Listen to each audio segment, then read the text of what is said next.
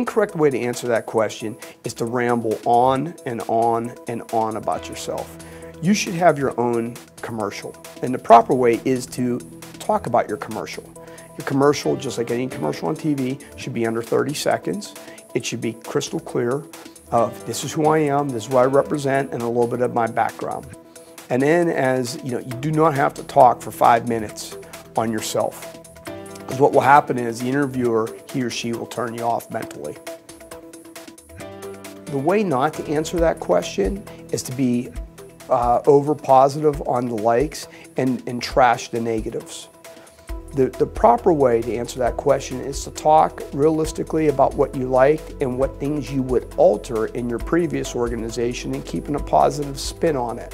The reason why they ask that question, the hiring manager will ask that question, is to assess what type of work culture you like and what type of place that you would like to fit into. The incorrect way to answer why I want a job is not to have a reason and just to say a canned answer. The correct way is to talk about why you think you are a fit for the job and what value you can add to the organization. And that's important because organizations, when they hire you, are assessing your behavior and see what value you can add to them and not vice versa. Another great question. With regards to why wouldn't I hire you, the don't on that is not to have a clear reason. And the good way is to answer why you can add value to the organization and what skill sets you bring to the table. And if you don't have developed skill sets, talk about the intangibles, your hard work ethic, their ability to work with people, those types of things. The incorrect way to talk about salary requirements is to throw up a number on the table.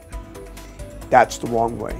The proper way is to do research before, and when you talk to the hiring manager, you would state to him or her and say, based off my research and what I've seen with this job description, here's what I was looking for in a salary. And what you do is you take it to a third party based off my research. Now the reality is, if you're working for a public organization or a large private, typically there's pay bands. The old saying of you get what you negotiate for, that's really not true. Because in most corporations they have pay bands on what they will pay an individual by their skill set. This is a very important question. The wrong way to answer that question is don't have any questions. If I as a hiring manager see that, I will not hire you. You should have questions for every person that you interview with. The right way is to have a list of questions, and if you're on your 4th interview that day and it's a 4-step process, you should be asking the same questions as you asked the individual in the first interview.